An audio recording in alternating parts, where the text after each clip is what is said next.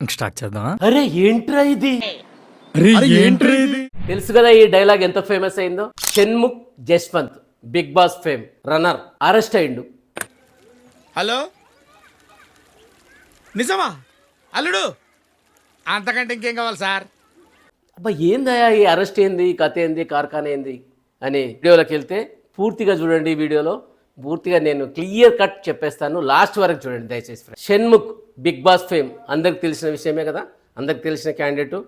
ఇంతకుముందు కూడా drunk and డ్రైవ్లో అరెస్ట్ అయ్యి అసలు విషయం ఇప్పుడు ఎందుకు చెప్పాల్సి వచ్చిందా అంటే ఈ వీడియో లాస్ట్ వరకు అయితే చూడబ్బా, చూడండి మీరు తప్పకుండా చూడండి. విషయం ఉంది ఇక్కడ. ఏందయ్యా అంటే వాళ్ళ బ్రదర్ సంపత్ అనే వ్యక్తి ఒక అమ్మాయిని 10 సంవత్సరాల నుంచి లవ్ చేసుకుంటూ ఎంగేజ్మెంట్ కూడా అయ్యి తర్వాత ఆమెను పక్కన పెట్టి వేరే అమ్మాయితో మ్యారేజ్ అవుతుందని ఈ ఎవరైతే ఫస్ట్ 10 సంవత్సరాల క్రితం లవ్ చేసుకుంటూ లివింగ్లో ఉన్నదో మోనికా అనే అమ్మాయి తెలిసింది.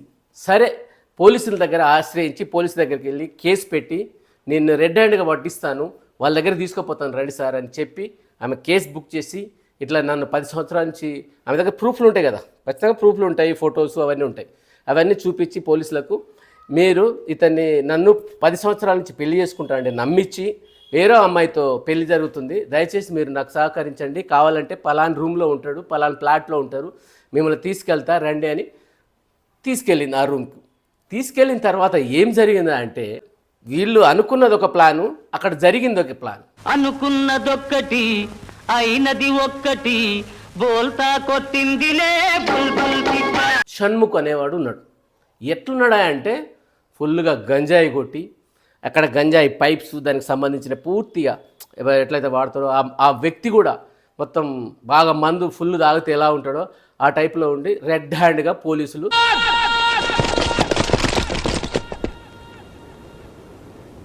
అసలు పోయింది ఒకటి చేసింది ఒకటి. తీరా చూస్తే అతను ఆ పరిస్థితిలో ఉండేలోపు అసలే గంజాయి మీద ఉక్కుపాదం కొత్త ప్రభుత్వం, ఎక్కడ ఏది జరిగినా కూడా గంజాయి మీద మాత్రం ఊరుకునే పరిస్థితి లేదు. అయితే ఏమైందంటే తీరా పోలీసులు అక్కడ పోయాక ఆశ్చర్యపోయారు. ఎవరైనా పోతారు, ఎందుకంటే అక్కడ జరిగింది ఏంది, పోయింది ఏంది, ఏ పని కోసం పోయారు, వాళ్ళ బ్రదర్ షణ్ముఖ్ బ్రదరు సంపత్ కోసం వెళ్తే తీరా అయిన దొరికేలోపు లడ్డులాగా దొరికాడు. మొత్తం సీజ్ చేసి అరెస్ట్ చేసి పడేసారు. షణ్ముఖ్ అనేవాడు ఆయన కెరీర్ ఎట్లా స్టార్ట్ అయిందంటే ఏదో చిన్న చిన్న షార్ట్ ఫిల్మ్లు, చిన్న చిన్న వెబ్ సిరీస్లు అట్లా చేసుకుంటూ వాడికి ఒక పిచ్చి ఉంది. ఏం పిచ్చి అంటే ఎట్లనైనా ఫేమస్ కావాలి, ఏ రకంగానైనా ఫేమస్ కావాలి.